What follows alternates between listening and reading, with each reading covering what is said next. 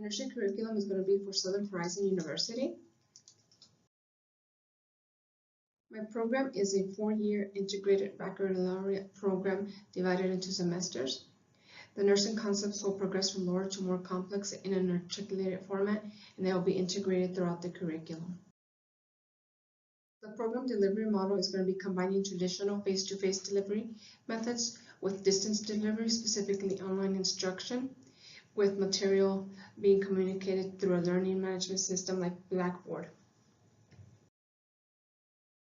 It will have a partnership with hospitals and organizations in the area like Parkview, St. Francis Memorial, Aspen Point, and Cedar Springs, where students can participate in the clinicals.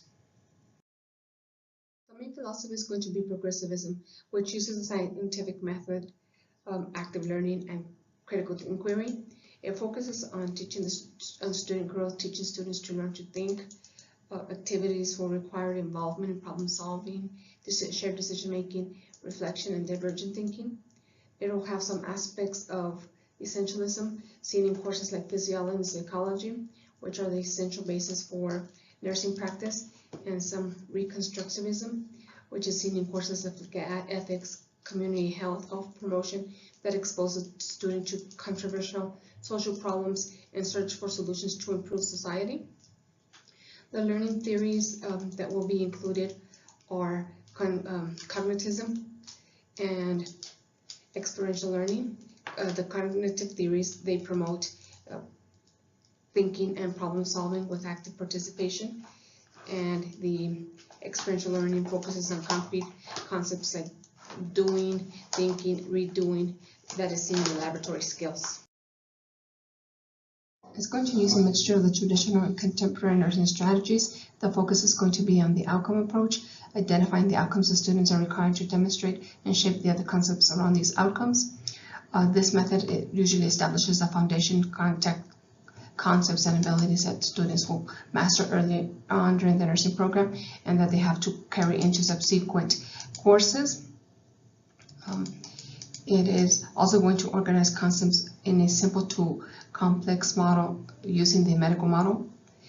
It's sort of incremental learning methods where the student learns progressively more about a specific concept over time, and the content is actually organized according to the teaching, disease, the body systems, learning terms and vocabulary, and then progressively increase to like chronic care of multiple patients.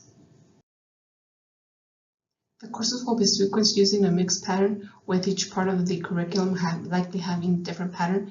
Some of the courses will have a block pattern, forming the foundation for those courses that follows, and having the laboratory or professional practice courses scheduled simultaneously.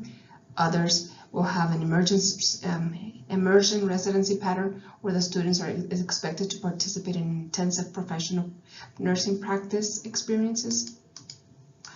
It's also going to use a combination of strategies to organize the content. It's going to use a core curriculum with fusion and academic subjects design. The core academic subjects are going to be courses like chemistry, statistics. They will be sequenced earlier on to ensure that the students learn the basic concepts and the skills to facilitate higher learning. This would be like learning anatomy and physiology before moving on to pathology.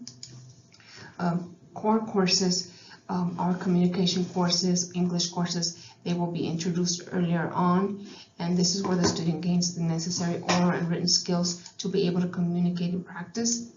Fusion courses are usually courses like health promotion that incorporate various disciplines, multiple disciplines, and they form this new content like health assessment that occurs later on. These set the foundational knowledge and establish the skills that are necessary, the nursing skills that are necessary so that the student can achieve the desired outcomes. Why were the courses organized this way? Because vital academic skills like writing and critical thinking are not being mastered by graduates. Patient care and can be compromised by poor written and communication skills through miscommunication, poor documentation, and during the clinical handover. Good verbal communications, on the other hand, have shown that they can reduce errors in the clinical environment as well as improve patient safety. The research has also shown that student needs assistance to develop academic literacy when they're commencing a nursing degree, and it has shown that academic literacy can facilitate critical thinking to help develop these skills. Interactive teaching methods like the simulation and laboratories make it possible for the student to acquire cognitive, affective, psychomotor knowledge skills. They make it possible to impart these skills and knowledge effectively so that the student can retain it. They also provide opportunities to acquire experiences by making mistakes without causing damage to others, and it provides like a safe learning environment. The program will start with non-nursing courses being taught first, followed by the nursing courses. These general education courses set the foundation for the future nursing practice. This is like the English skills, the public speaking skills, the statistics that help with the nursing research, the anatomy and physiology, as well as the basic concepts in general chemistry. This is the spring semester of the first year. As you can see, the courses have progressed to a higher level. First you did English 1, now you're doing English and Writing 2. You have Anatomy 2. You also have increased a change into the microbiology so that you can gain those skills and understand the laboratory tests that will come with the nursing, and the developmental psychology that will help you form the concepts like the theories of learning, like Bandura. In the second year, basic nursing skills with simulations will be taught. Evaluation methods to assess what students have learned will be used to determine if the student has gained these basic skills, like taking the blood pressure, placing a Foley, taught in the fundamentals of nursing care. Health promotion skills will integrate concepts from the first semester of nursing nutrition, nutrition, as well as teach preventive measures that will be used in the future population health courses. Spring of the second year continues to build on fundamental skills like health assessment. It includes laboratories and simulations that help promote critical learning experiences. It includes the health informatics as well as the nursing practice and the role of the nurse. Fall of the third year, the student will take higher learning courses that show the planned progression from lower to higher learning. And it also shows the integrating concepts from prior courses.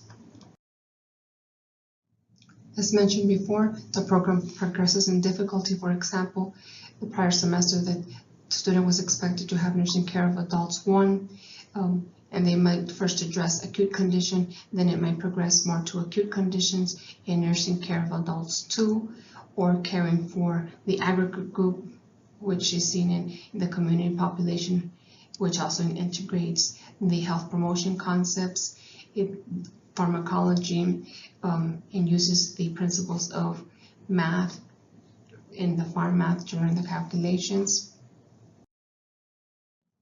Fall of the fourth year, we see the program progresses from taking care of adults to taking care of children. The student is expected to use evidence-based practice and learn about how to handle ethical dilemmas.